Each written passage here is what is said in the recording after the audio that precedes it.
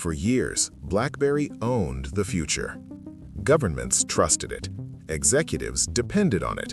Entire countries ran on it. If you were important, your phone wasn't a choice. It was a BlackBerry.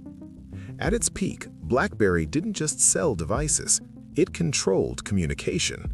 Secure email, encrypted messaging, total reliability. In a world that feared data leaks, BlackBerry felt untouchable. And dominance creates confidence, sometimes too much of it. Before smartphones became entertainment devices, phones were tools, and BlackBerry built the most important tool of its era. For a moment, that position felt permanent. Then, a different kind of phone entered the market.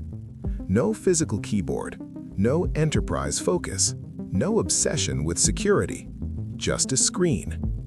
To BlackBerry, it didn't look serious, it didn't look efficient, it didn't look professional, and it didn't look like a threat. Inside the company, the new devices were dismissed as consumer toys, fun to use but not built for real work.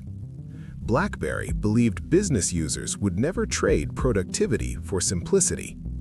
That belief became the foundation of a critical decision. Behind closed doors, BlackBerry faced a choice: adapt early and fully commit to the new smartphone direction, or protect the system that had already made them dominant. They chose protection. Not because they lacked vision, but because abandoning what worked felt unnecessary. The company still had market share, still had government contracts, still had loyal enterprise customers. There was no urgency, and without urgency, hesitation feels reasonable. During this period, opportunities were discussed, partnerships were considered, strategic shifts were analyzed. But every conversation ended the same way: later. Later felt safe, later felt responsible, later felt controlled.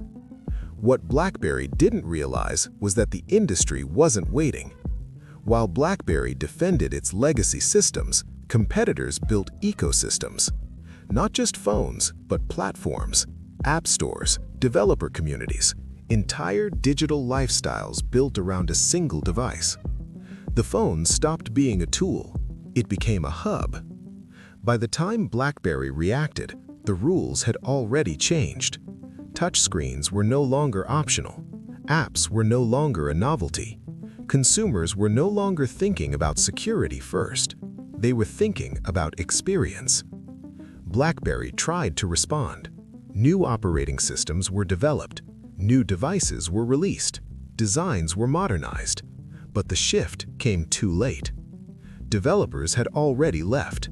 Consumers had already moved on, and the ecosystem gap was impossible to close. Market share collapsed. What once felt like dominance unraveled faster than expected. Inside the company, the impact went deeper than sales numbers. Confidence in leadership weakened. Innovation slowed. Risk-taking was replaced by caution. A company that once defined the market became reactive. The brand survived. The infrastructure survived. But the future did not. BlackBerry didn't fail because it lacked technology. It failed because it protected the past instead of committing to the future. The most dangerous deal isn't always the one you make. Sometimes it's the one you convince yourself you don't need.